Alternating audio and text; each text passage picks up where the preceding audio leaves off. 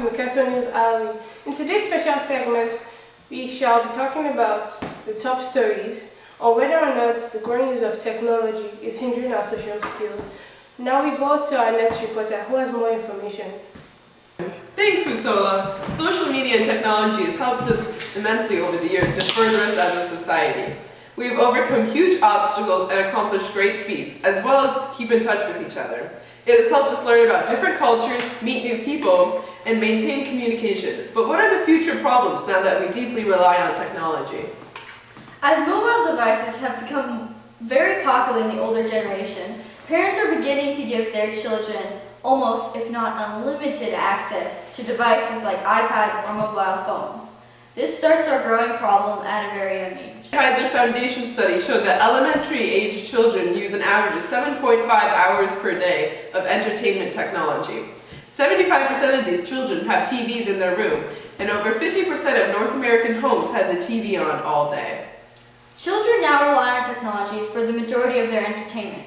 The lack of outdoor activity and made-up games limit their creativity and imagination. This also stops them from being able to achieve optimal sensory and motor development. It keeps them from attaining development milestones, as well as causing a negative impact on literacy skills. Children entering school have trouble with self-regulation as well as attention skills, which will affect behavioral skills later on in life.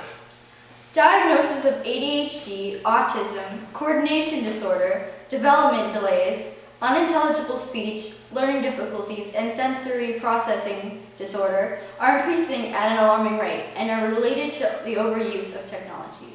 With their children, the 4 critical factors necessary to achieve healthy child development are movement, touch, exposure to nature, and human connection. These help mold children and prep them for their entry into school. Technology is always going to move forward and grow, so we must sustain our children. No one can argue the benefits of technology, as it has helped us very much, but our connection to it has disconnected us from the healthy development of our children. We now go to Soso, who has more information on the scene. Don't worry about it, it'll work out. Thanks, Kezia. I'm Soso from Mekaso News on the scene. I'm here with the middle school soccer. As you can see, the students are getting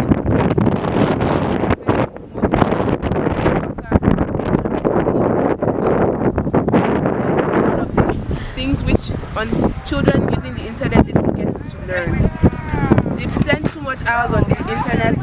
And back to you, Kezia. We now go to Soso and Busola on the effect technology has on our relationships. Thank you, Kezia. Recent studies have shown that the increase in technology use is drastically affecting the social skills and relationship of the general public today. A study of graduates by company Human Kinetics found that 85% of students go on social media websites daily. The main reason for the use of social media are generally for good.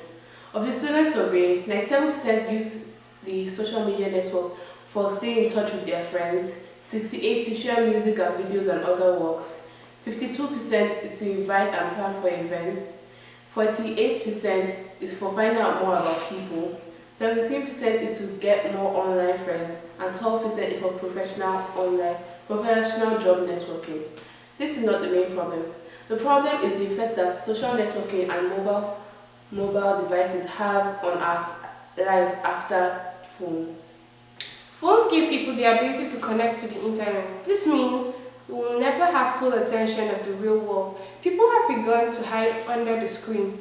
Instead of facing confrontations in friendship and relationship, we as humans, we've begun to lose our ability to communicate properly face to face. Texting has begun to take place of real-life conversations. Families are starting to get distance if all they do on dinner tables is stare at their phones. Now, we are going to go to Cheryl Turkey and see what she has on this topic.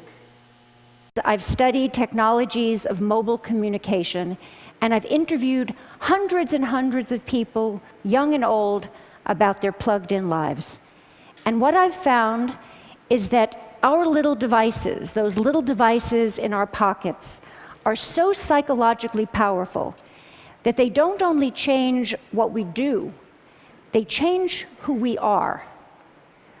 Some of the things we do now with our devices are things that only a few years ago we would have found odd or disturbing, but they've quickly come to seem familiar, just how we do things. So just to take some quick examples, people text or do email during corporate board meetings.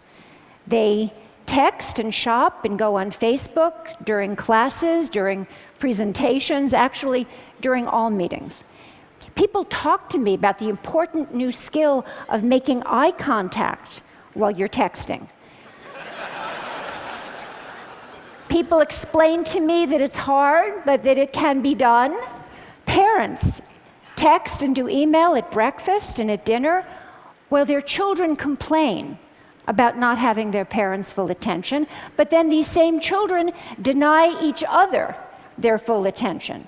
This is a Our final part of our segment deals with the mental problems that can develop with our dependence on technology.